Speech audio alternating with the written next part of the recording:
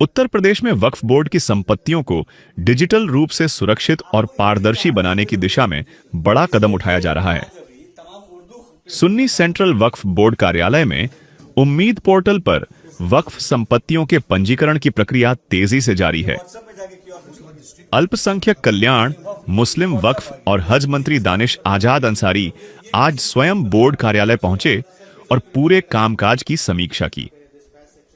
उन्होंने अधिकारियों से पोर्टल पर अपलोड होने वाले दस्तावेजों, संपत्ति सत्यापन और डेटा अपडेट की प्रक्रिया का मौके पर निरीक्षण किया। मंत्री ने स्पष्ट कहा कि वक्फ संपत्तियों का रिकॉर्ड डिजिटाइज होना समय की जरूरत है, क्योंकि वर्षों से कई संपत्तियां विवादों, अतिक्रमण और रिकॉर्ड की अस्पष्टता में फंसी रही हैं।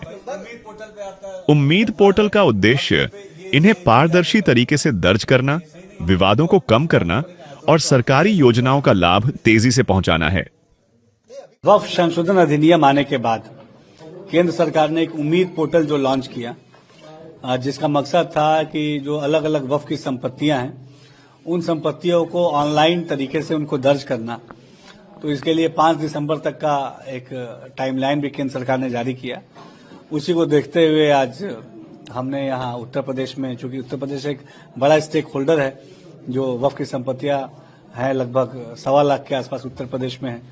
तो अलग अलग जनपदों में जो ऑनलाइन रजिस्ट्रेशन का काम चल रहा था वक्फ की संपत्तियों को लेकर, उम्मीद पोर्टल को लेकर, उसके इंस्पेक्शन के लिए आज हम सुन्नी सेंट्रल वक्फ बोर्ड के ऑफिस में यहाँ लखनऊ में आए। सीईओ हमारे जो वक्फ बोर्ड के, सुन्नी वक्फ बोर्ड के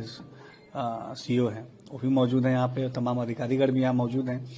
और आम लोग जो अलग अलग जनपदों से आए हैं, उनकी हम लोगों ने बातें भी सुनी, उनकी परेशानियां भी सुनी, और उन परेशानियों को हल करने के लिए आवश्यक जो दिशा निर्देश होने चाहिए थे, उन दिशा निर्देशों को भी जारी किया। देखिए, यहाँ हमने अलग अलग कमरों का भी निरीक्षण किया, लोगों से मिले, और डॉक्यूमेंटेशन को प्रॉपर रखा जाए, जो हमारा डॉक्यूमेंट रूम है उसको प्रॉपर रखा जाए। इन तमाम चीजों के लिए अधिकारियों को भी निर्देशित किया है, और आज हमने ये भी स्पष्ट निर्देश दिया है कि जब तक उम्मीद पोर्टल का ये जो डेडलाइन पूरा नहीं हो जाता है, जो 5 दिसंबर है, तब तक यहाँ के कोई जो हमारे अधिकारी है, कर्मचारी है, उनको भी छुट्टी सेंक्शन ना की जाए, ऐसा हमने यहाँ पे सीओ महोदय से भी कहा है। और जो प्रदेश भर से लोग आ रहे हैं, उनको कोई दिक्कत ना हो, डॉक्यूमेंटेशन प्रॉपर हो, और वक्फ की संपत्तियों का रखरखाव, बेहतर डॉक्यूमेंटेशन, बेहतर ऑडिटिंग, यही इस वक्फ संशोधन अधिनियम की जो भावना है, उस भावनाओं को अनुरूप तमाम कर्मचारी काम करें, इसके लिए निर्देशित भी किया गया है। दानिश आजाद अंसारी ने अधिकारियों को यह सुनिश्चित करने के निर्देश दिए कि रजिस्ट्रेशन प्रक्रिया समय सीमा के भीतर पूरी हो और किसी भी व्यक्ति को अनावश्यक परेशान न होना पड़े। यह पहल न सिर्फ प्रशासनिक पारदर्शिता बढ़ाने की दिशा में है, बल्कि वक्फ बोर्ड की संपत्तियों की सुरक्षा